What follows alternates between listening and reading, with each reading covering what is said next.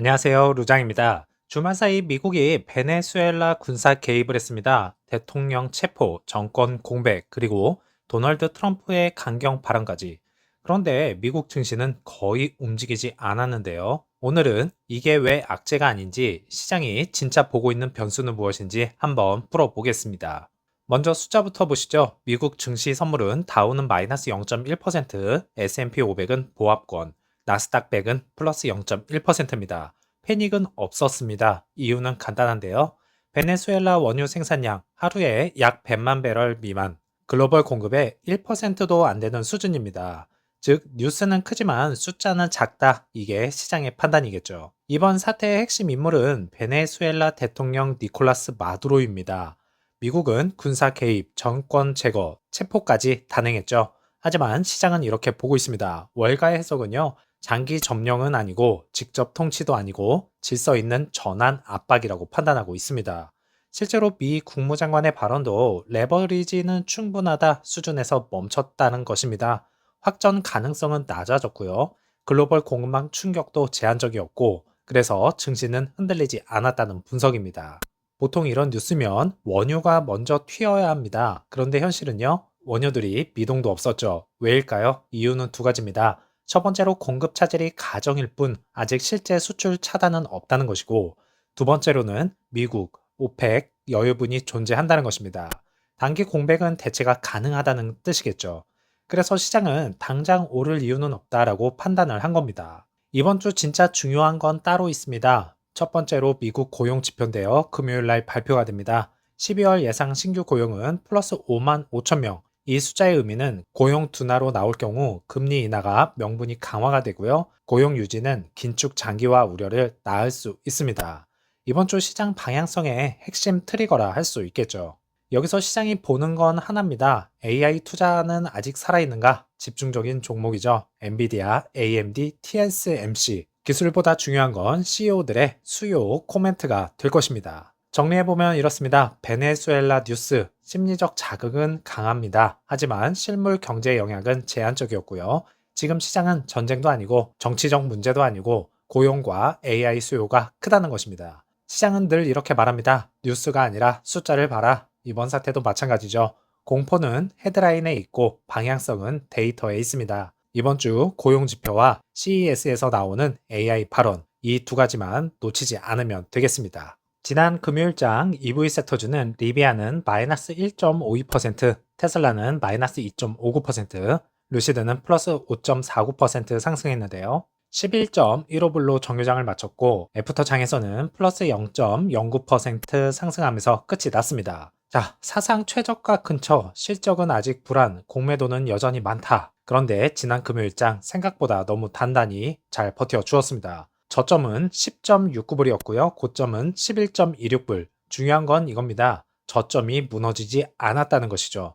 장중 변동성은 컸지만 10.7불에서 10.8불 구간에서 매수세가 유입이 되었고 종가는 고점 근처에서 마감이 되었습니다. 이건 단순한 반등이 아닙니다. 던져도 받아주는 손이 있다는 뜻이겠죠. 여기서 가장 많이 나오는 질문은 이제 바닥이냐?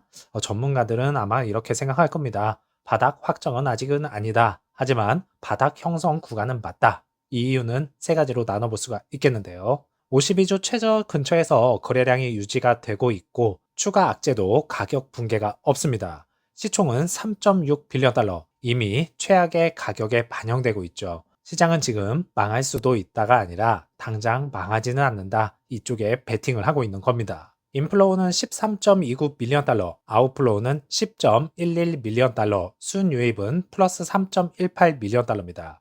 드디어 라지 스케일에서 매수세가 들어왔습니다. 이건 전형적인 매도 흡수 패턴이라고 볼 수 있겠는데요. 누군가 이 가격이면 충분히 받겠다라고 명확히 행동하고 있는 것입니다. 가격은 아직 낮지만 돈은 이미 방향을 바꿨다고 보고 있습니다. 시간과 인내를 요구하는 주식. 지금 루시드는 오를 준비가 아니라 무너지지 않을 준비를 끝내는 단계라 할 수 있겠습니다. 루시드가 네덜란드에서 월간 판매 기록을 세웠습니다. 12월 판매가 14대, 2025년 연간 53대입니다. 그런데 주가는 여전히 사상 최저권이죠. 그래서 왜 이 기록이 호재처럼 보이지만 실제로 그렇지 않은지 유럽에서 루시드가 처한 현실의 위치 한번 냉정하게 보겠습니다. 먼저 팩트입니다. 네덜란드 판매되어 2025년 총 53대, 전년에 47대 소폭 증가했죠. 12월에는 14대로 월간 최고치를 달성했습니다. 직전 달에는 빵대였습니다. 여기서 보면 바닥에서 반등이라고 생각할 수 있습니다. 하지만 문제는 맥락이죠. 분기별로 보면 이야기가 달라질 것입니다. 1분기에는 15대, 2분기에는 10대, 3분기에는 9대, 4분기에는 16대.